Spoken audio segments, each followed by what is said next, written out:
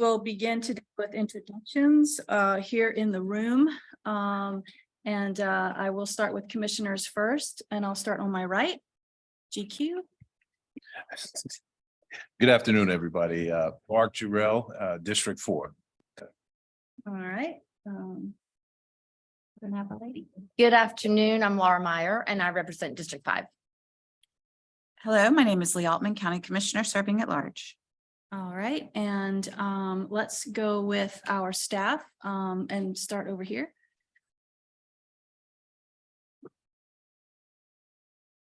Yep, Megan Witt, Economic Development Department. Keisha Whitley, Economic Development Department.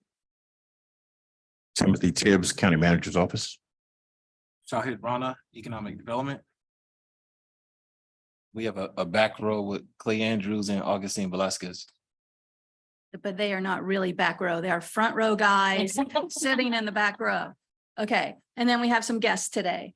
Yes, So- I have with me, they'll be joining with the presentation, Miss Christina Dennis and Susanna Kadar. You'll hear from them a little bit later in the meeting. Okay, fantastic. And some city partners.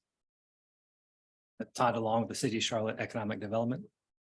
Tracy Dodson with the City of Charlotte Manager's Office and Economic Development.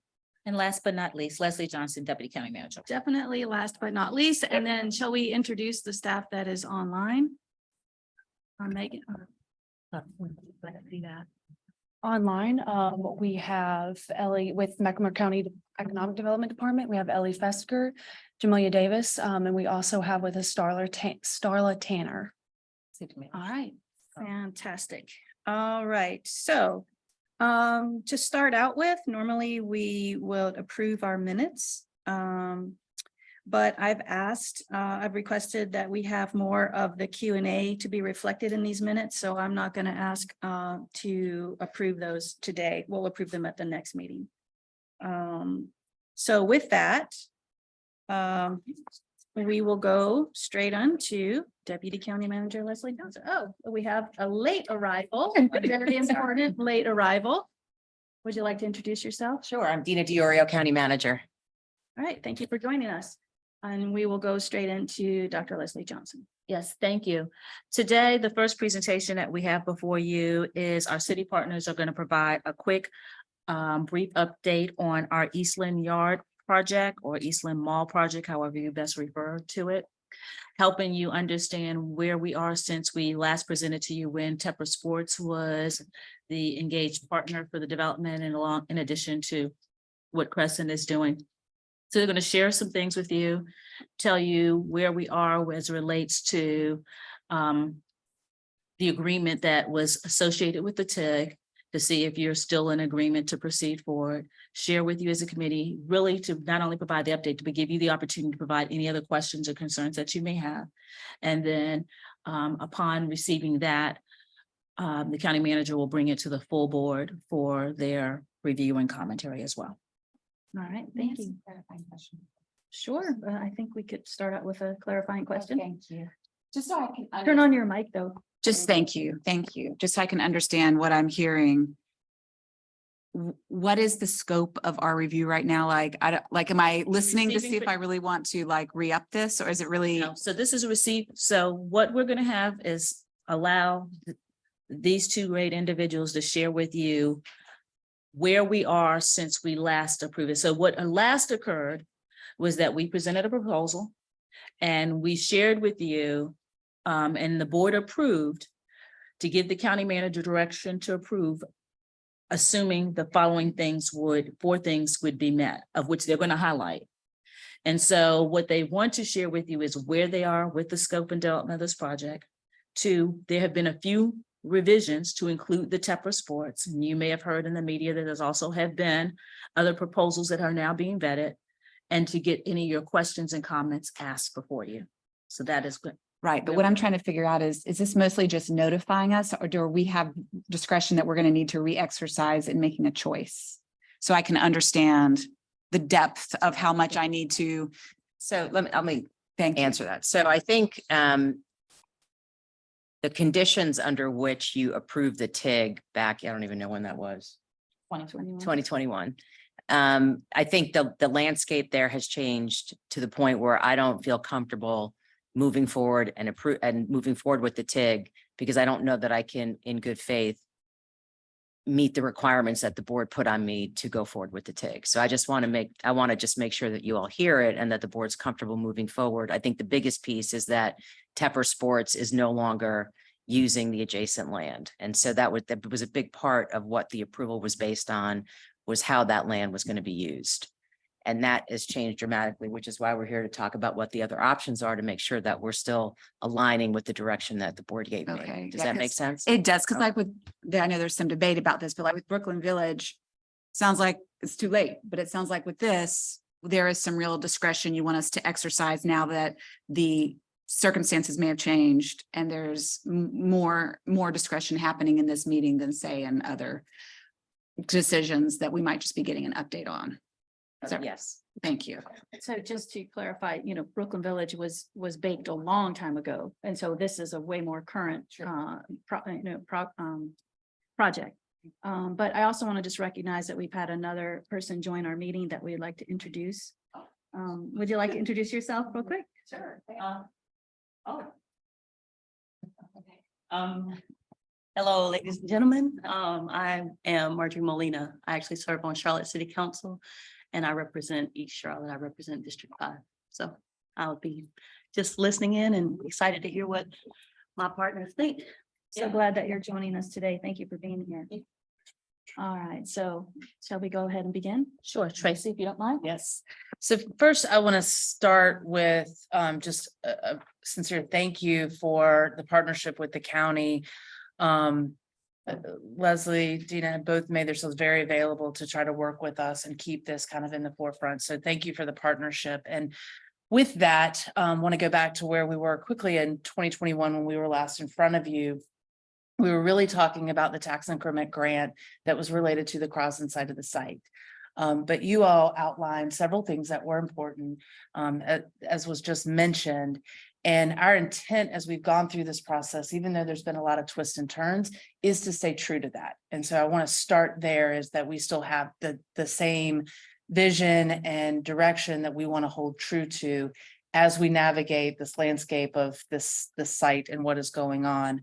And I'm going to let Todd walk you through a lot of the details, but as you know, last summer, Tepper Sports and that portion of the site kind of changed. They were no longer going to be the operator. We have since then been looking at several proposals, several interested entities that went in front of the committee yesterday. There was 3 proposals that were received for the eastern part of the site. The council has decided to kind of go back, have some questions answered, and proposals refined, and keeping that open for another 60 days. In the meantime, construction has started on the site, and we are trying to make sure that Crosland can stay in a position where they can continue to move. So that's kind of the crux of the conversation. But I do just want to reiterate, starting into this, that what we're holding true to is really trying to adhere to what the original intent was. We heard from you all, and we heard from the community as well. So with that, Todd, I will hand it over to you. So this afternoon, we'll try to go through this fairly quickly. I know you have a lot on your agenda and want to make sure there's ample time for question and answer. So we'll go through quickly on the site plan and development program, just to remind everyone what that's going to be built on the property. A reminder of the action that was taken by the Board of County Commissioners in August of 2021. And update on the progress of those contingencies that were put into that Can't hear you resolution. very well. Could you Sorry. maybe use your mic a little more closely? Thank you. We'll talk a little bit about the progress we're making on the contingencies that were placed into the resolution that was approved by the board in August of 21. And then we'll also get into some Q&A and next steps. Next slide, please. All right, so just to kind of refresh your memory on the site itself, we look at the spine road right here, which we call Hollyfield Drive, is separating the east side and the west side of the site. So the east side is labeled as city/future development, and the west side is over here, which is largely what we have an agreement with Crosland Southeast and what they're already under construction building. So Crosland has taken on the role of master developer for the horizontal construction across the majority, if not all of the site. Think about site grading, really prepping it for infrastructure improvements. That's what's taking place right now. In phase 1, that's getting ready to get underway here shortly, is the first start of that phase, this building right here, which is about 70 units of senior affordable housing that they're looking to close on that property later this spring and start construction later this spring as well. The next part of phase one is this multifamily and mixed use development that includes 150 space parking deck, as well as 270 multifamily units with an additional 16,000 square feet of commercial space underneath the multifamily. They're looking to close on that in May of this year with a 24-month construction schedule on that project. Also in phase one is a single family and townhouse development that have 155 single family and townhouse lots with the first delivery of single family homes in mid 2024. In phase two, you get more on the Central Avenue piece, which right here we're slated for a grocery. And then we have about 75,000 square feet. That's part of phase two development. Todd, you may need to hold the mic closer into you because you're not, I think, being heard. Sorry, allergies are, okay. Next slide, please. So I wanted to take an opportunity to show you kind of where we've been on the site. You know, a lot of times when we talk about this property, it's met with a lot of skepticism of what's not actually happening. There's been discussion about plans that have been failed, that just aren't moving anywhere. This was a month after groundbreaking and shows that there is a little bit of we're moving dirt. Things are actually moving out there. Next slide, please. And if you haven't been out there in a while, this is what it looked like last month. So there's a lot of construction activity, a lot of dirt being moved, preparing for the infrastructure to go in with the vertical development to occur shortly afterwards. This is every day we get to a point where we're farther than we were the day before, and we're farther than we've ever been on this property in 20 years of actually redevelopment. As a reminder, in August 2021, the Board of County Commissioners adopted a resolution approving an interlocal agreement with the city for reimbursement of public improvements to be constructed by Crossland in support of the new economic development opportunities. The TIG was 45% of incremental taxes over a period of 20 years. The resolution came with a few contingencies, which include a suitable agreement for public use of and access to the proposed soccer fields to be constructed by Tepper Sports, a suitable agreement to maintain the proposed soccer fields as green space or park space in perpetuity in the event that Tepper and the city terminate the underlying ground lease, and a suitable agreement to provide mechanisms and programs to small businesses in the buildings directly supported by the interlocal agreement. Next slide. Here's a quick show of progress that we're making on those. I think we're excited to talk about the small business piece that'll come in a later slide. We're actually going to be talking a little bit more detail about each of these. A few extra slides. And we added in here commitment to green space in a larger park because I recall that being a significant component of the conversations with the Economic Development Committee throughout 2021 as well. The other contingencies, as you see, it's ongoing. We have the little wrinkle in there that Tepper Sports is no longer as a partner on this site. So we're looking at other opportunities. And as Tracy mentioned, we're really trying to keep to the intent of the active recreational use on that. Next slide, please. So we talk about the commitment to green space. I know there was some discussion back in 2021 about the size of the park that's right here. In 2021, in August, we had a 2.8 acre park with a total open space of just over 16 acres. After further discussion and looking at the site plan, we have actually enlarged the park from 2.8 acres to 4.6 acres. This has also reduced the building footprint of the adjacent commercial building. We were looking at previously about 30,000 square feet there. Now we're looking at about 10 to 15,000 square feet on that building that's adjacent to the park that you see right there. So that brings our open space up to 18 acres or about 24% of the total site. This does not include anything on the eastern portion of the site. So if we were to work with an active recreation partner on the east side of the site, this would just add to that amount of green space and open space that would happen there. Next slide, please. This is the one that I think we're pretty excited about. We've never done this before. And for a few years, Peter and I we would always talk about ways that we could actually be more proactive in helping small businesses be a part of our projects. And we've tossed around a number of different ideas, different mechanisms, different things that could actually work. Sometimes we came up against hurdles from the state of what we could do, or could not do. This is one that we've kind of worked through. There's not a lot of evidence of it around the country, so it's a little bit risky for us, but I think it's really meaningful because it provides an opportunity for small businesses to be part of the development after the development, not just during the construction of the development.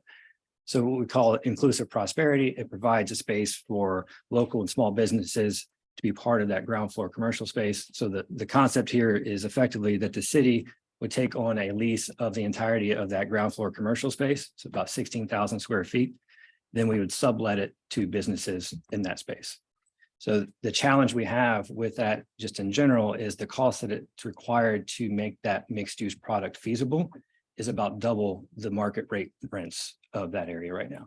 So without our support, the developer wouldn't be able to build that mixed use, wouldn't be able to create the pedestrian environment, wouldn't be able to create the vibrancy that we're trying to get here and that the community has asked for, and wouldn't be able to provide the small business sort of focus that we're trying to have on this space as part of the site. We're still working to define some of the minor details with Crossland Southeast and what that lease looks like, but we're generally looking at least a 10-year lease of about 16,000 square feet. We would retain a third party to manage the space with us between Crossland and the city. So it's not Crossland who selects tenants and it's not the city by itself. We would have a joint partnership in making sure that it's something that creates the value that both parties are trying to seek, and it's not heavily geared towards one type of user or another. The mix of tenants here is really important to creating a successful product and delivering something that's unique and beneficial for the community. We're looking at 20 to 30% of the space to be held for small local businesses. We want to make sure that there's the kind of that fine line of that mix between credit and non-credit tenants to make sure that we have where we're not going dark all at once. If we have a mix, if it's all non-credit tenants, they're not very successful, and then all the space goes dark at once. We want to have some opportunities there if we have a diversity of uses, a diversity of tenants, and a diversity of types of businesses. We also want to make sure that we're creating that vibrant and robust place that's financially feasible without an abundance of ongoing public support to keep it going. Next slide, please. So this is the one that said it has a little bit of a wrinkle because our partner on this is no longer with us. So Tepper Sports and Entertainment chose an alternative location off Monroe Road for their location of the Charlotte FC headquarters and the Elite Academy. So in keeping with the original intent and the community vision for the redevelopment, we've engaged in several conversations with potential active recreation concepts. During the city's Economic Development Committee meeting yesterday, we presented a high-level overview of each of those three proposals that we received, two of which are amateur sports oriented, and the other was a Target. During that discussion, we summarized them. Kind of the key takeaways were it was that public investment that was requested was too high, particularly in consideration of the amount of private investment that came along with it. We did receive a revised proposal last Thursday, which called the question of the opportunity for other submitters to be able to revise their proposals as well. So the committee voted to extend the review and evaluation period by 60 days to allow any other revisions to come in after folks heard the comments from yesterday. And there was another comment that was yesterday that from Councilwoman Molina was about, we need to get it right. So I think those are some of the key takeaways from that discussion is we're not just taking something that is thrown at us and there's an expectation that we had a certain dollar amount committed from one group that it's automatically there for another group. We want to make sure we get it right. We get it right from the community's perspective, we get it right from the city's perspective, and we get it right from the county's perspective, because the county certainly has a sincere interest in what happens on that property because it impacts what happens on the park as well as other adjacent properties around the community. Next slide, please. This is just a bit of a reminder about the public investment that's been committed so far for the redevelopment. The city has committed $26 million in its capital improvement program for the project. 2.87 of that has been allocated to, we acquired an additional about 8 acres of property adjacent to the Eastland Mall site. We also have entered into an agreement with Crossland Southeast to reimburse them to build public infrastructure on the site. And then the tax increment grant, both the city and county have approved the tax increment grant up to $11 million, 45% of increment for no more than 20 years. As a reminder, the TIG supports the structured parking and the public infrastructure. The structured parking supports the first floor commercial and overflow parking for the public park. And this is where it gets kind of important that we're able to move forward and progress the development and not holding Crossland back from their activity. They are already in permitting and looking at design of the mixed use buildings. And without the tax increment grant, they can't build the parking deck, which means they can't build the first floor commercial, which means parts of the project are kind of, they're different than what we originally intended them to be. They're not getting that, we're not maximizing the value we originally had intended to set out to do. And that's why it's really important as we look at the investment that we have in place, making sure that the community is getting what we have talked to them about, what they desire to get on there. And we're also allowing for opportunities for small businesses to participate in the redevelopment once it's actually up and running.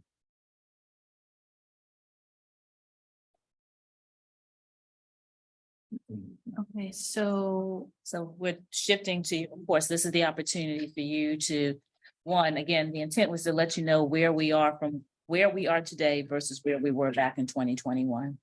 Allow you to ask any questions and then to get us prepared. So if county manager so chooses to advance this to the full board, you one are getting a preview, as well as she's able to hear from you what concerns, if you have concerns or questions that you may have, so that we can continue to have the conversations with the city if there's something that we need to be doing differently, or to be able to say, we're okay with what has been shared. We feel like they're fulfilling the agreement thus far, and they're still committed to the public use in this other space on the east side of the property. We're good. We have no additional comments, and Dina will know that as well going into the full board. all right, so we're gonna go down the row here and we're gonna start with Commissioner Altman, but first we're going to welcome our guests. Council Member Graham, thank you for joining us, and also Keita Samuel, thank you for joining us. All right, so Commissioner Altman will go first, then Commissioner Meyer, and then we'll have cleanup man over here, who I know will have some great things to say. So let's go ahead. Well, I have not had an opportunity to speak to the commissioner from this district. I'm very interested in his feedback on this. But I guess my first thought is, like, obviously we want to do whatever is needed to ensure that vitality and public amenities are brought to this part of the county that has been waiting so long. I don't want to do anything to slow further a process that has been far too slow already. I confess having received no outreach from a single constituent. So therefore, only based upon what I've read in the news, I was crestfallen to see Target on the short list of options here. Okay, because that is the absolute opposite of what I had thought and believed would be coming. You know, I remember being on the second floor of this building way back when Crossland was bidding with a couple other companies, and they had these like epic presentations of ways to activate this, and there was going to be international soccer, and there was going to be just this unbelievable, you know, galvanization of vitality and community, and something so cool for this part of the county that was matched to the community, that there was a lot of interest and enthusiasm around. And I just feel like all the air has gone out of the room. And yet we're still talking about the TIG when I no longer see the vision at all. So can you help me understand, you know, the reason to invest is because obviously we need to help this part of the community move forward. That's why we need to invest. But the whole why and the enthusiasm around it, I just don't see it all right now. And I want to understand it. So first, I want to address the Target thing first, because what we presented was just what we received. right? So there, we did not make a recommendation. We wanted the committee to just see what we received. So I think where I get back to where I started, I think our intent is still the same, that we want to live by what we originally put forth was activated in recreation uses on this portion of the site. Now, there were questions yesterday as to, could a Target fit with that? We don't know. We didn't really dig into that. But I will tell you, just based on some of what I've heard from the community and from others, Target doesn't necessarily fit the mold of what anybody wants to see there. But again, yesterday was just about presenting what we received. Projects of this size and this acreage have bumps in the road. And I think we're at one of those bumps in the road where everything came together very nicely of what it was going to be and all the pieces. And we've had some twists and some turns, and now we're at that place where it doesn't all fit the way we exactly thought. I think what is nice, Councilmember Molina said it so eloquently last night, is we've got to get it right and we need to do what's right by the community. And so this next phase of the next 60 days is really looking at the proposals that we've received. Do any of them fit? Can they sharpen their pencils to make better economic sense? And does it bring back that life and vitality that we were really contemplating in the beginning? I think that, it's easy to show a lot of great pictures and a lot of excitement and a lot of things that are going on and generate that excitement, but then the devil's in the details too, as you work through them. And so I think we can get back there. I feel confident that we can get back there.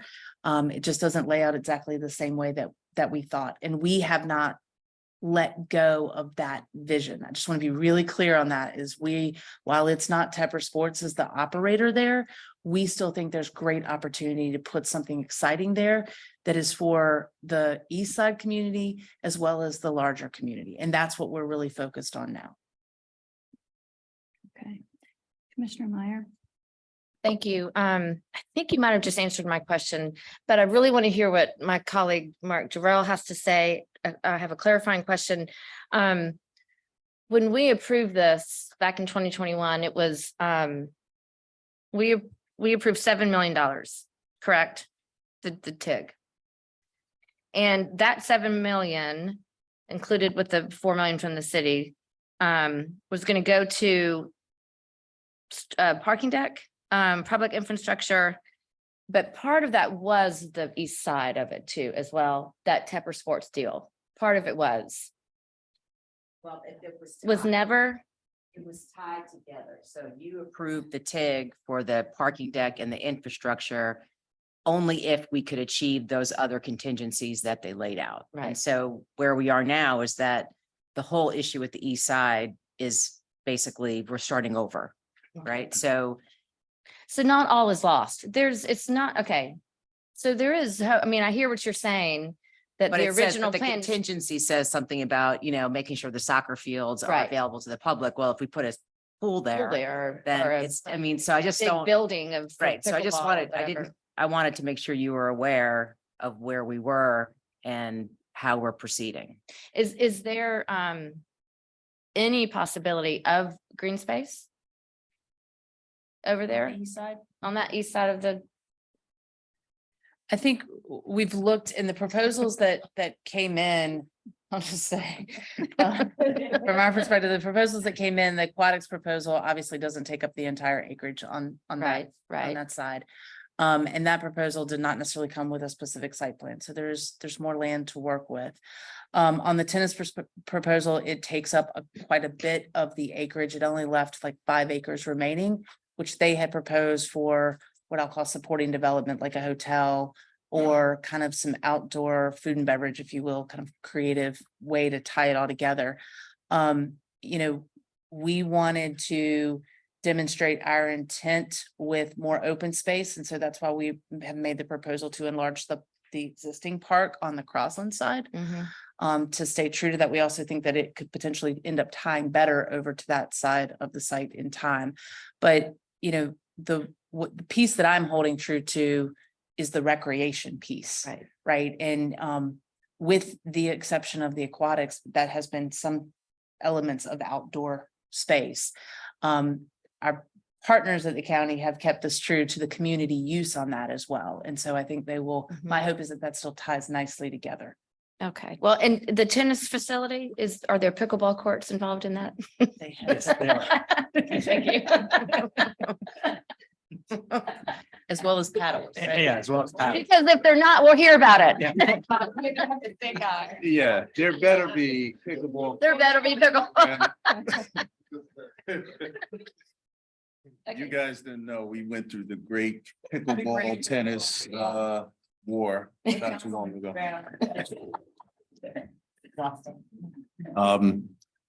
Thank you for the presentation. A lot to unpack. I agree with Councilwoman Molina, and I appreciate her comments last night. First off, doing nothing is not an option. Right? That's just not an option.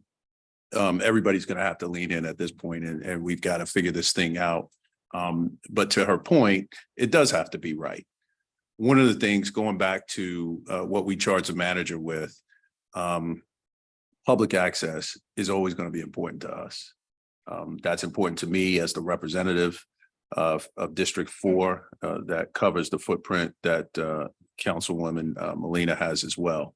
So regardless if it's swimming, if it's tennis, or if it's anybody, that has to be a part of it, right? Our folks have to be able to come in and use the facility that they're paying for. I want to be really, really clear about that. There is no wiggle room at all. The second thing, our fourth option was green space going into perpetuity if the deal went left or if somebody went came out of pocket.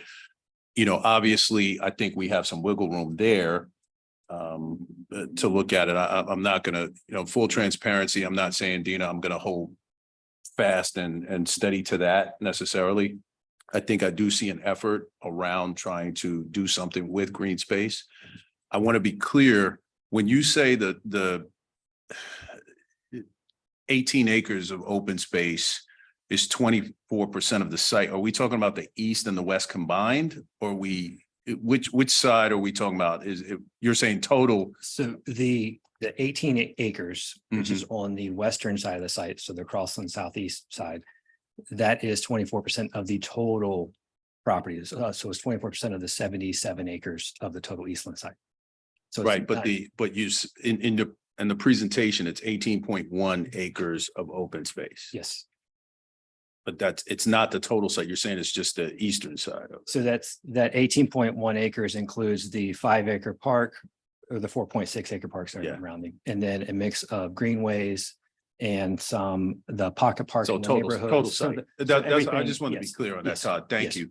So somebody saying something? I'm sorry. No, go ahead. Okay, so we've got 24% open space in total site. Okay. And I guess, Tracy, I want to understand when we look at the presentation, we're teeing up this presentation, we're taking it in two sections. One is our portion of it, Dina, with the western side of this. We're doing that, and then you're giving us visibility to what's happening on the eastern side. And we know that those two are interconnected. What sort of feedback is Crossland giving with respect to the proposals that were submitted, if that can be shared? Well, I think that Crossland, well, we've been transparent about the proposals that have come in with Crossland and reviewed those with Crossland. I think that Crossland has put a prioritization on the three. I would say that my take on it from yesterday and last night is that they understand our position and council's position on sharpen your pencils. However, I don't know that they love the 60-day proposal, again, because these things are somewhat of a crossroads. And that's why we have really kind of tried to split these apart a little bit to say, what is it that we need to be focused on to keep Crossland moving while we're also addressing these issues. But I do think that they have a prioritization based on some of the feedback of the tennis, aquatics, and then Target is the order I think they would put it in. Would you agree? Yeah. Not to- And I would just add, though, feedback from the community. when you think about, obviously, I think the community was clear about the recreation piece of it. They were also clear about the economic development piece. And frankly, the feedback that I've received, Target does not meet that. That expectation of economic development. I can tell you, and I think Councilman, Woman Molina would agree, that the majority of our constituents are essentially demanding an investment of significant proportions over there, because they do feel like they have been overlooked for a long time. And are looking for us, Madam Chair, to really be creative in this process. The last question I have, so on the eastern part of the site, I want to understand, is there not going to be, there's not an ask coming to the county for that side of the site? Huh? You got it. Well, you can fill in after me. Because, and let me just be clear what's going to happen. Let me just be clear what's going to happen. I know, slow down, slow down, right? No, and I'm being dead serious, because an ask coming to us, and again, I'm not trying to speak for my colleagues, all right? So please forgive me, team. I think on the first part of going through this process, knowing what our lens is, you all know what we're going to ask for from our perspective. Yep. And so an ask coming to us absent a significant portion of what we're going to want is going to be dead on arrival. It's not going to be doable. We have to be, we really have to be transparent, I believe, because it was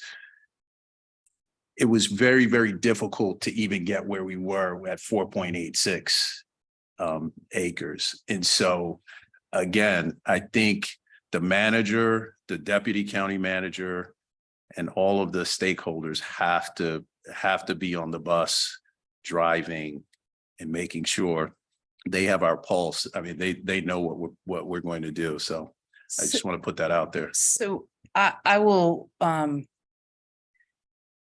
say that y'all made a very strong impression in 2021. We heard you. So that as we've talked about different iterations in the post-Tepper era, I think the way that we have come across anybody who has looked and had interest in this portion of the site is that the county's participation in Eastland is through the park and the TIG. And that is the way we're playing it. And I have said a couple of times, if you, whatever concept that we've talked to or has been in front of us, if you want to go talk to the county, that's fine.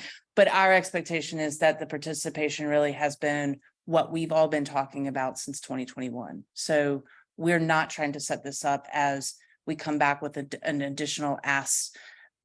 I can't promise it doesn't go that way, but again, that's not where we're trying to go right now. We're holding to 2021. I will say towards the comment on the expected investment, we've heard the community loud and clear. We heard Councilmember Molina loud and clear last night that we've got to get this right. We also feel like it's our responsibility to get it right from what makes good economic sense. And that was a little bit of the pushback that we heard yesterday of the proposals are, it's not that they were bad proposals, is that they didn't make economic sense. And that's why we kind of left it with, go back, sharpen your pencils, go back, demonstrate where your money's coming from versus we have to be the first money in, to quote Councilmember Graham. And that's kind of that process that we're working on and we're really trying to work through right now. But I'm not trying to set this up for an additional ask. I'm just trying to secure what we talked about in 2021. Okay, Thank so in your presentation, when you talked about that there was a sentiment that the public investment was too high, was that coming from council or what? Yes, that was from the committee members during yesterday's discussion. From the committee members, okay, so they felt that what the racket folks and the swim folks were wanting was too high. Correct, And particularly so- with respect to, sorry for the interruption, but particularly with respect to the amount of private investment that was being proposed as well. Okay, because that was only like 10 million for private and For then the- the rest was, For the aquatic, they were proposing 10 million of private fundraise, and then the racket sports was 15 million, 5 of which would be split between operating reserves and scholarships, and then 10 million would go to capital improvements. okay, so that is not us, was what we're saying. Okay, so can we go back to the park? Just because I'm a little fuzzy from 2021. Did it go to 4.6 back then? Or that's new now, right? That is new Yeah, now. it was That is correct. 2.8. It was 2.8. At first it was like 2.1 or something, then it was like, hey, we've made it 2.8 Yes, and now it's 4.6. correct. Okay. And can you show me that on the footprint? Because Sure. my eyes didn't pick up on your little red pointer about the park space. So I don't know if that's slide 8 or if the better view is slide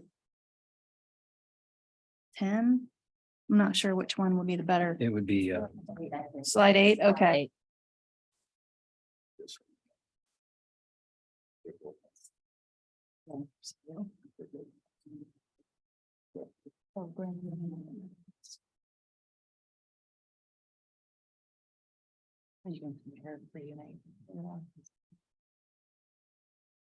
that one doesn't have a revised plan on it. I mean, when you look at the picture, that whole space with the big green area on the east side looks like it would make a great park, but I know. No, it wouldn't help with the sharpening pencil part. But while you're getting that up, I also wanted to just say that the business part where y'all are having that ground floor activation, that sounds really great. So I just want to make sure I understand that. So that is a subsidy that the city is going to buy it and you're going to subsidize businesses to be in those spaces. Correct. So when we talk about economic development, that seems like a big win right there for the community. And that's in forever? Well, it's a 10-year lease, and we like to also incorporate a couple options with the traditional lease type of structure. That's what we'd like to do.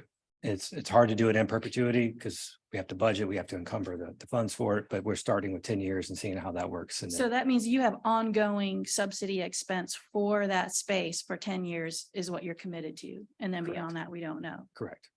Okay. Okay.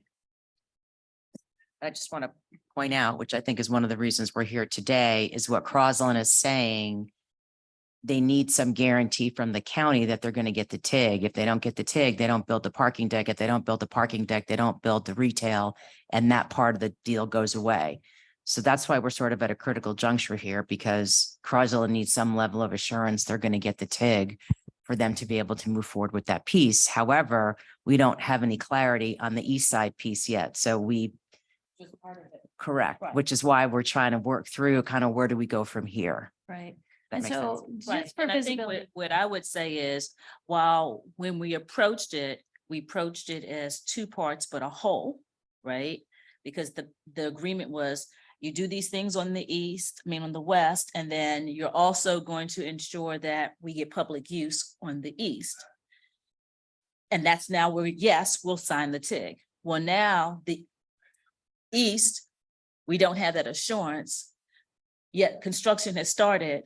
And every day we wait, construction costs go, and and the developer now is at this place to say, are you in or you out? Right. Mhm. And so Dina can't execute it because the terms included when you gave her the direction about the east. So really now we're saying, can we split it and create it as two phase Right. instead of the one whole? Okay. Is everyone good? Small business supported in that retail space, the parking deck, the parking, the park with it being a little larger. If y'all are good with that, we'll continue to collaborate with the city on the east side and try to still continue to advocate for that public use or whatever additional things you want us to bring to the table based on your commentary. Mhm. Okay, so just so I'm understanding, and you all, Leslie and I had like an hour and a half discussion this morning about TIGs, okay? And so I just, really the TIG is for the infrastructure, for the parking and that kind of stuff that is all on the west side of this space. So it's not really involving the east side. It did originally because it was brought to us as a whole package, but at this point, are we sort of just gonna,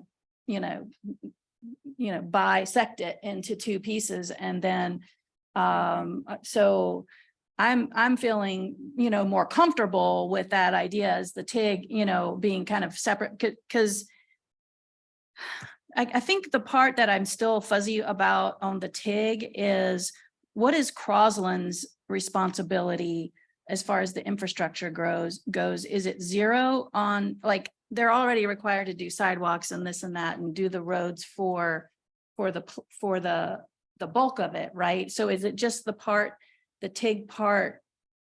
I'm trying to marry up the part where the TIG is for. So Crosland was selected as the master developer, which they were going to come in and build all of the infrastructure.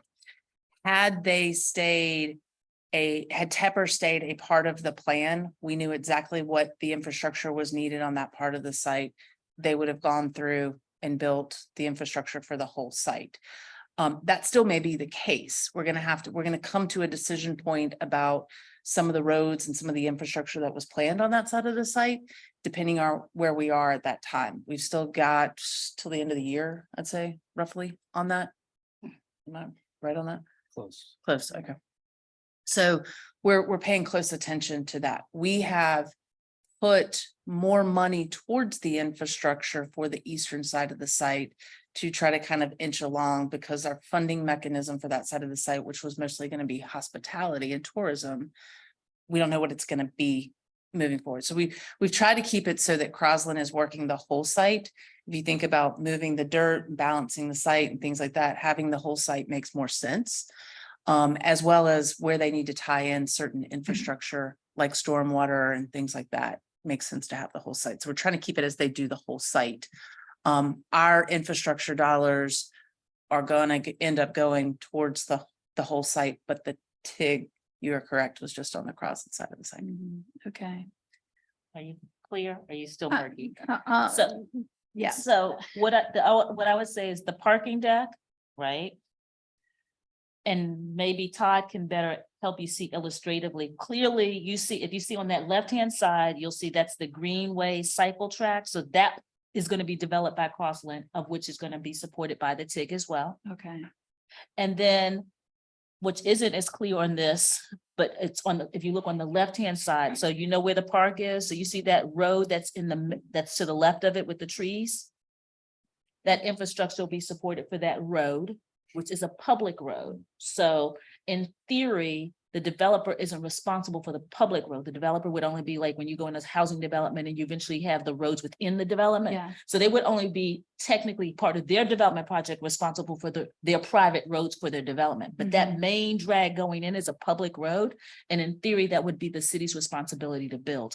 In addition, that road that you see that has the roundabouts on it, which is the one that goes from left to right, that's slightly above it, that too is a public road. And so the infrastructure supports that as well. That Okay. helps. And if I misspoke anyway, Todd. Yeah, that's correct. And so the TIG first and foremost is supporting the parking deck. That is the primary component of that tax increment grant.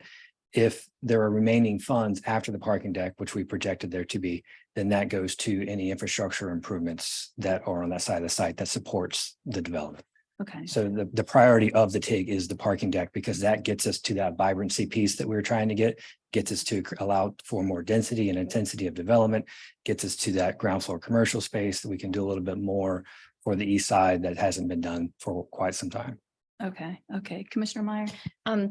If we move forward with this today and give you permission to move on, do we have to take this to the full board? No, I think we should. Kind of feeling like no. I'm sorry, that just tickles me a little bit. It feels like we're aligned with the original intent. I feel comfortable going forward. I mean, if you remember what George said, he said, you know, Commissioner Dunlap said, don't bring it back, they don't need to know. That's right. Mhm. So, but again, I wanted to make sure that we were all aligned and going forward. If the committee feels like we are moving forward the original intent, I think we have a commitment from our city colleagues to continue to work together on the eastern side of the site to come up with a strategy that we're all going to be good with. But I don't want us to hold up all the other good things that are happening out there because we don't have a solution for the east side, which is nobody's fault. Yeah. Yes, please. Thank you.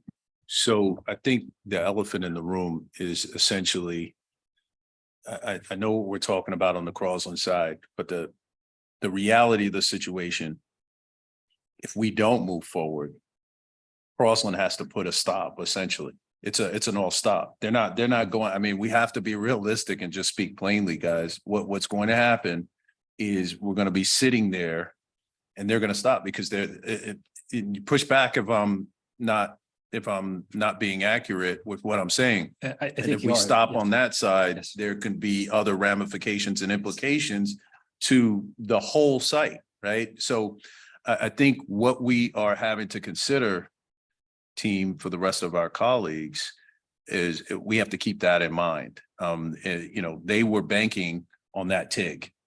So they're saying, hey, either you guys got to be in or you're out so we can make our decisions. And their decision is not necessarily, I mean, they could take their ball and say, you know what, we're in only for X million right now. We're done. We're out of here. And we're not going to take any more L's, and we're not going to have this question mark or this cloud hanging over our heads. So with that being said, I think regardless of everything else that we're discussing, we have to make the decision. Are we in or out on that other side? And then you can solve to the east side, essentially. Mhm. I just kind of wanted to level set. Okay, thank you. The TIG that mostly goes to pay for the parking deck. Now that it's not clear to me what the big economic draw, I guess, is it the small businesses like, or is the parking deck for the residential area? Because there was this sort of big, you know, these grand plans that I don't know what they're going to be now. And I'm not sure who's filling up the parking deck. So are we paying for the residential parking deck or for a big economic project, which we don't know what it is yet? The parking is not for the residences. They will have separate parking that's not within the parking deck. The parking deck will support the first floor commercial space, as well as any overflow parking that's necessary for the park that's across the street. Because if you, Okay. so this is right here, so the parking deck could support patrons or whoever's using the park across the street. So it is a public parking deck, not something that's committed to residential units. And I can deduce, since the manager has brought this to this committee, that I'd like to ask your opinion. I mean, it sounds like you believe that this is the best of our options in terms of ensuring that this doesn't tank and there's nothing on the table and we stall totally. Yeah, I don't think it makes, and I don't think it's in anybody's interest for us to not move forward with the TIG and keep the construction moving on the Crossland side. You know, we're going to have to solve for the east side, but I don't see that being a short-term solution. I feel like we're going to be talking about this for several months until we get a proposal that makes sense economically and that everybody can agree to. So I feel like we need to move forward. Okay. And just one last time on the park, show me where the extra acreage is. Where's the old footprint and the new? So this is what was showed in August of 21. So you see the Yep. park is in the green right here. So it Yep. kind of meanders around this spot here. This, they've taken and actually extended the park all the way over to the main road that comes through and have expanded it by almost not quite 2 acres. Okay, so that little portion that isn't colored in green on the left side, it was, I thought that was like, This was anticipated to be a building and then another building here and then some parking right here. oh, okay. So it's all. So now that's a whole piece is Cor- for. the correct. park. Be a road through the park. That's a walkway. It's a walkway. Okay. yeah. And please keep in mind that park design is very conceptual right now. Correct. So that Yeah. this layout is not the layout. That's just Okay. illustrative. It's just a pretty picture. It's a pretty And picture. so then we have to put that in our CIP for. That is correct. Because they The will Park not and Rec develop the staff. park. Partner, it is in the CIP. Okay, all right. Okay, do approve. so do you need us to vote right now on how, you know, how we all feel about moving forward? I think it Yes. would help if you did, Yeah. because then the minutes. Yeah, Okay. I think that'd be- All right. So does everyone feel comfortable making a vote right now on how they feel about moving forward with the TIG based on this information? Okay. Yeah, I'm So- gonna make a Make- motion. Is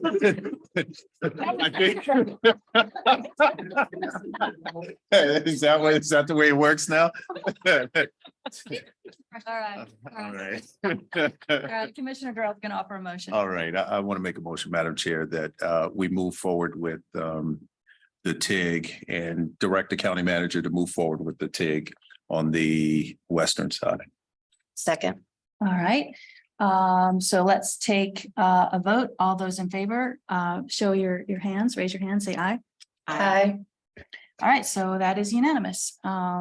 Thank you very much for taking the time to explain in detail to us. And we really appreciate that you guys are working so well with our staff. Thank you for the partnership. Madam Chair, may I say one Thank thing? you. Okay. I know we're in a big hurry, but I never get to have you and the manager in the room at the same time. So I just want to say that we got a pie graph on the CTC development that showed a very large county TIG that I don't believe anyone on this committee or the assistant county manager had heard of. Maybe and that really concerned me because we've always had discussions about city projects kind of baking in our approval without us actually knowing about it.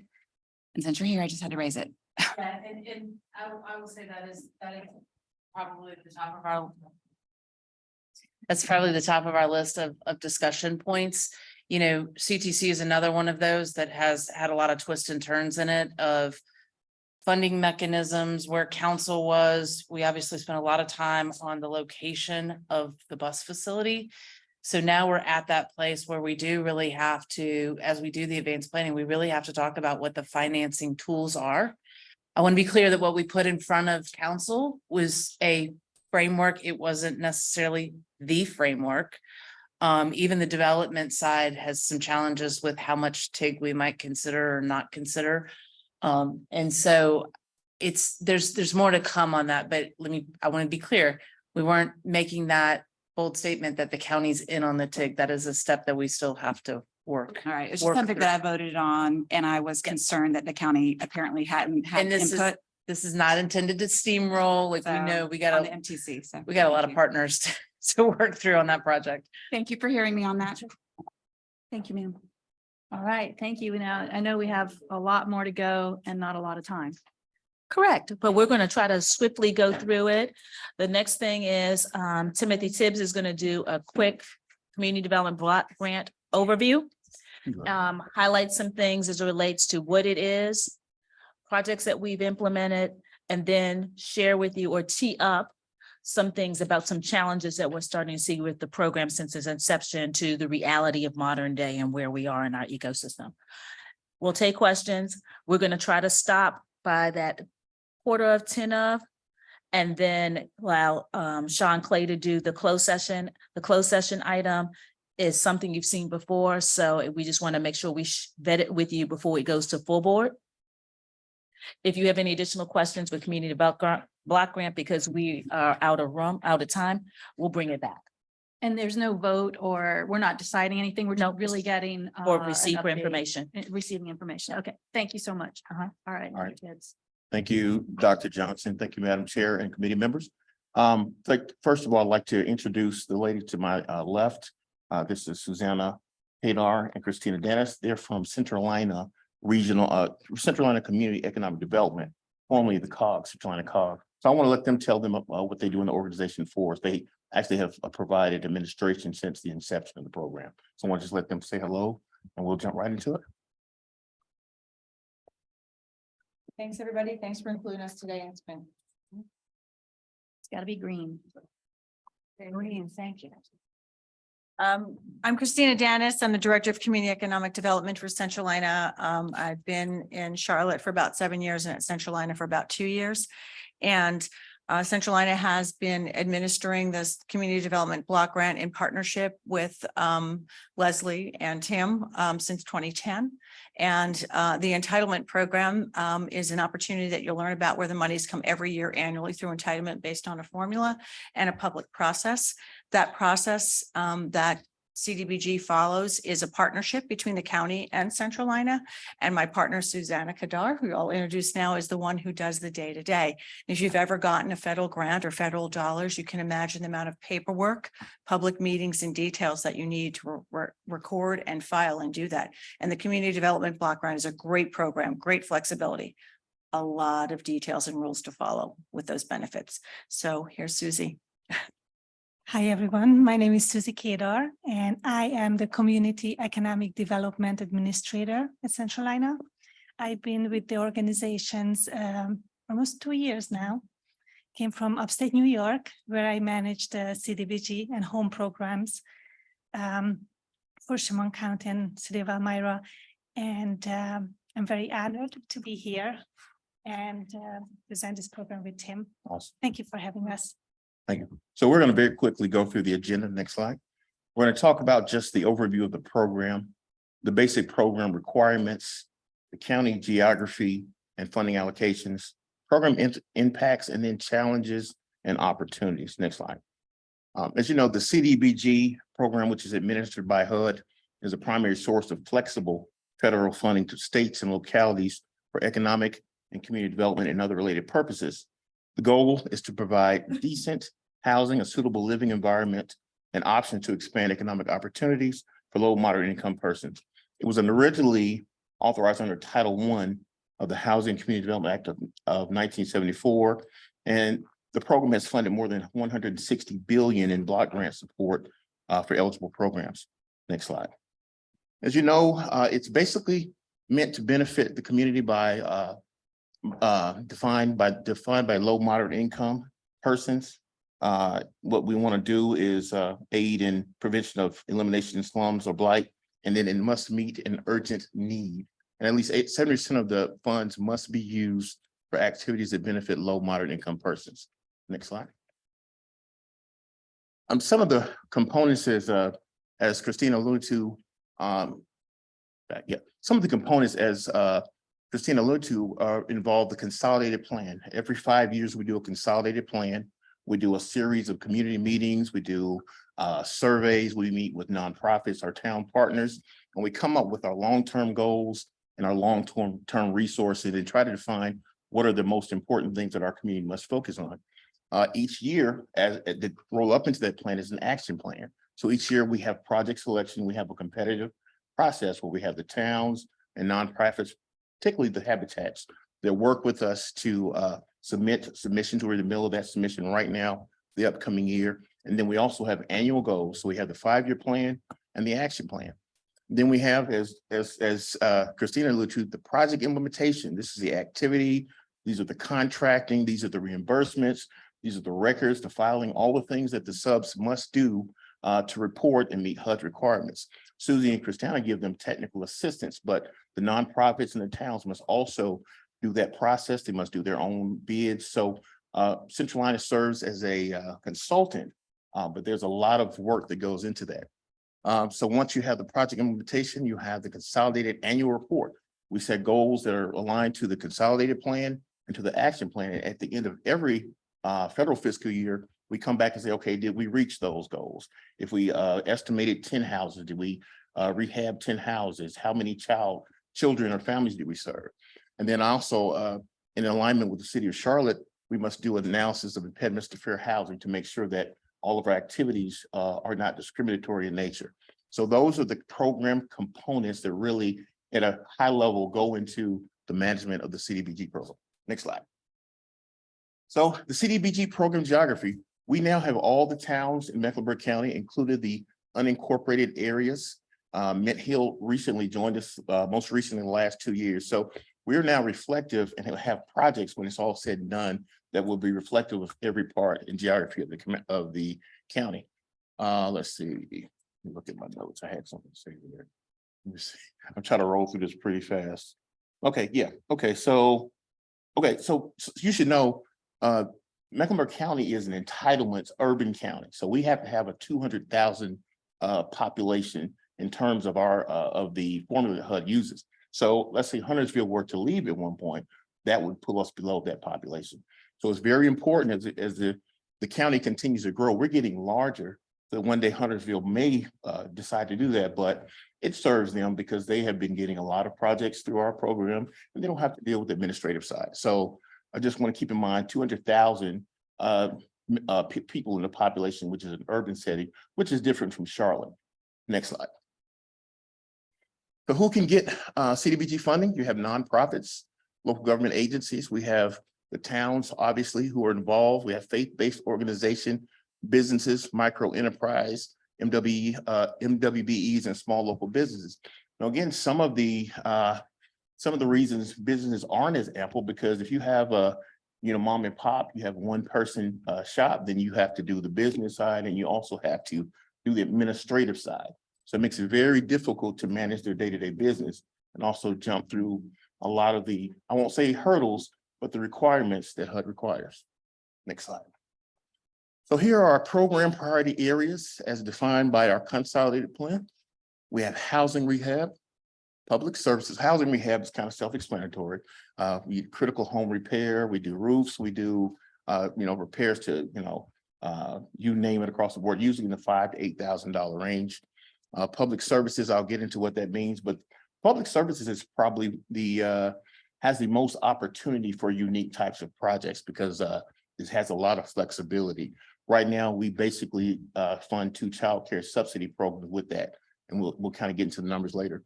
Infrastructure, sidewalks have been a huge part of what we do. So when you go out to these communities, what are we doing out in Huntersville right now? What's the name of that one? Huntington Green. Huntington Green, right.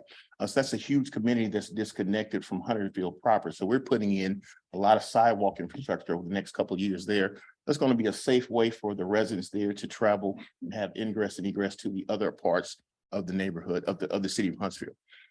Neighborhood beautification, that's a possibility, something that we're doing there. Obviously, as you fix up homes and you do that, it causes the neighborhoods around it to work out. Community facilities, you may remember Ada Jenkins a few years back. We did a lot of work there over many budget cycles. So that's one of our major contributors to community facilities. And economic development. We haven't done as much of that. We tried to incorporate a lot of that within the COVID funds that we'll talk about as well. Next slide. So here's the annual CDB allocations. As you can see, we are started in 2010 at right around 590,000. And we are now up to approximately $960,000. As opposed to City of Charlotte, they're about 5.6 million in their CDBG funds this year. So because they're a metropolitan area, their population is so much larger, you'll see that disparity between what we get and our meager pot, which is a mighty pot, but it's certainly small. So you can see the trend there, and we've had about $9 million in allocations. Now, because CDBG is a multi-year, we may have projects that go for 3-year cycles. If you're talking about a large infrastructure project, you may have site planned work 1 year, you may have the construction over the next 18 months to a year. So we have right now about, well, that's another slide, but right now, part of our funding is still unallocated and multi-year. So next slide. So this is the breakdown. HUD does allow 20% of the award for planning and administrative costs. The bulk of that, obviously, as you see Centralina, that is how we pay them over the course of the years. 15%, only 15% is allowed for public service activities. So that's $800,000 that has been spent or allocated. Then the remaining 65% is available for all the other eligible projects, which are mostly infrastructure at 4.5 million. And this is where I said 2.3 million is unspent and allocated to current and ongoing projects. So that kind of reflects the $9 million, what we've done so far, what has been spent, and where we are in the ongoing efforts to spend that money. Next slide. So here's just a little bit, we talked about the public service activities. We have Cost Kids and Davidson Cornelius Child Development Corporation. This really benefits parents who are working, because if they meet those HUD low moderate income thresholds, they can get a subsidy towards, in a tiered approach, they can get subsidies toward their childcare, which is, as you know, is a major benefit. So that's one of the public services, if we're having difficulty spending, be great to give more to those types of efforts. So as you can see, 800,000 investment in over 620 families served in those areas, which is mostly the northern part of Mecklenburg County. Next slide. Housing rehab. This has been a huge one for us. We've been working with all of the northern habitats and now recently Charlotte, the Charlotte regional habitat. And what we have here is we do acquisition of land for new housing. We have acquisition for substantial rehab, critical repairs. As you can see, over the course of time, 98 housing units have benefited. We have $1 million total investment there. And keep in mind, I said about 5,000 to 8,000 is average. And but we have some outliers with new construction, but you're really helping a lot of people. And if you think about it, the best place to kind of keep our neighborhoods and our communities together is to fix and take care of the housing that we have so that they're not misplaced and it doesn't go to disrepair. Next slide. Infrastructure projects. So as we talked about, we did, and back in the day, in the unincorporated areas, we had a lot of people you'd be surprised that didn't have water and sewer taps. We did that kind of work earlier on in the early days. And we do a lot right now, a lot of sidewalk and street connectivity installation. We've done park improvements, walking trails. And what they do is the beneficiaries are the people that get to benefit from that park. And so you see it almost 9,000, more than 9,000 beneficiaries and 1.7 invested infrastructure projects. Next slide. This one, community facilities. Everybody knows about how strong Ada Jenkins is in the northern area, and they serve on approximately 3,000 to 4,000 persons. And we've done several renovations to the bathrooms. We've replaced the roof. We've done replaced their HVAC. We've done things that help with accessibility. So we serve there 3,000 to 4,000 persons on average, and $1.8 million invested. So you can see, where there's need, we're able to really be flexible and move that funding around to help different projects. Next slide. Last but not least, I'll touch briefly on the CDBG CV funding. We had a $1.3 million given in 3 tranches. We really tried to we actually have come up with 3 different programs. One was the micro business stabilization program. We spent right at $286,000 approximately, that served 29, around 29 businesses. The next was a mortgage payment assistance program, $46,000. I think that was, I want to say 16 to 20. I might have to check that number, but, and then we're working right now with David Waymer, the park and the senior center there is collated to really do things that are going to help the park there.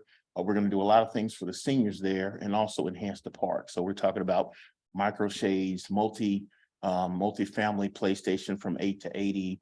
I think in the county park and recreation, we're working with them in conjunction to just work on the site to add more accessible parking. So it's really going to be transformational for the area, and particularly with what the county is already doing to support that area.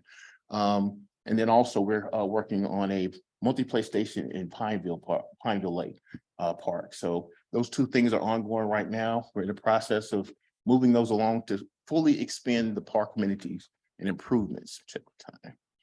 All right, next slide. So here's the challenges. I had a whole deck, we won't get into it. As you may understand, the HUD qualified census tracts, the areas where we can invest and do these infrastructure projects are dwindling over time. So, in terms of sidewalks, that's not sustainable. What are we going to do now to spend that money when there's smaller and smaller pockets of need that we can identify without doing a large survey, door-to-door surveys and those types of things? As you're aware, a lot of time with HUD, a developer can come in for land and say, hey, here's a check today, but HUD says, okay, we got to do environmental review. You got to wait for that. And depending on what type of things are found, you may have to wait for certain flower or species to bloom so that you can go through that process. Well, you can imagine a lot of people are not excited about waiting 6 to 18 months for a process where they can get a check. So these habitats, they're in constant competition. We're in competition with other landowners. And you know that. I don't have to tell this group about how difficult that is. The substantial program related regulations, this program was started in the seventies and the formulas and so forth haven't really changed much since the eighties. So we're talking about the formulas, how it's been administered, all the things that we have to do, including their geography, has not changed. Obviously, the timeliness component is tough because we have to spend down by around May of each year. We cannot have more than 1.5 times our annual allotment. So if we have infrastructure projects that are ongoing, it's very easy to still have money that's allocated but unspent. And then we get a ding, and then we get, we have issues with spending now. Also, we talked about the limited percentage of funding for public service program support. With 15% infrastructure projects, we know they're going to take a long time. With childcare, we can spend that pretty quickly. And that's as an example. So there's limited percentage of funding for public service program support. Next slide. So what are opportunities? And that's, this is something we haven't really dug into a lot. We just want to kind of get an appetite for you. Is this something that we could be looking towards our legislative agenda to add? Do we want to look and push to review and reform CDBG funding formula and timeliness requirements? Each year, the administration at the time looks at it and checks it for how it's working. And there have been 1 or 2 bills that have not passed that speak to this. But it's a time for Mecklenburg County as an urban community to kind of looking at that. Should we be advocating to adjust program limits on the public service cap? Do we add provisions to allow funding for capacity building? So it's one thing to have 406 houses in disrepair right now, according to a call yesterday. But what if we don't have trades? Who's going to fix those? Even if we have the money. So would it be a better use of money for us to be able to use funding from the CDBG program for capacity building? Then provide greater flexibility to qualify projects in gentrifying areas. Right now, we had to go through a special exemption to qualify David Waymer. Well, David Waymer, if you know that area, Pottstown, the houses there in around that area would qualify, but because of the development around, we cannot qualify automatically. We have to go through a special exemption. Then last, should we be advocating for revision to Mecklenburg County CDBG exception criteria? What they do, they say, okay, you are a wealthier community. We're going to make an exception, but sometimes it's not significant. It's not going to really move the dial when the median house income may be $357 or something in Mecklenburg County. So if we're talking about a family of 4 and they're low moderate is considering 86.5, it's not really feasible that we're going to have any tools for them to be able to really attain housing. Next slide. Yep, that's it. So that was a quick run through. It's a quick run, and I thank Presentation. Timothy for doing it very expediently. I know that we have a closed session item, but what I offer is a suggestion for us to move forward. Let you receive that. Let us switch to closed session, and then we can always come back and represent and allow you to have that deeper dive with regards to questions. Yeah, I think I really would appreciate that because there was so much there that I would really like to know more about. And I hate for you guys to have to come back again, but it's too important to just, to not do it justice. So does everyone agree we will have it back again? Sorry about that. That's a pleasure. Okay. Yeah, because there's a lot there we could try to understand, Sure. So thank you for offering that. Awesome. Thank you. All right. Thanks, everyone. Thank you both. Thanks for joining us today. Appreciate the support. Megan and Keisha, can we get ready for transitioning for closed session to online? Thank you. And we need a motion to go in closed session. Oh, right. So moved. Okay, second. Okay, there you go for that. All those in favor, say aye. Aye. Okay, so unanimously, we're going into closed session. Thanks.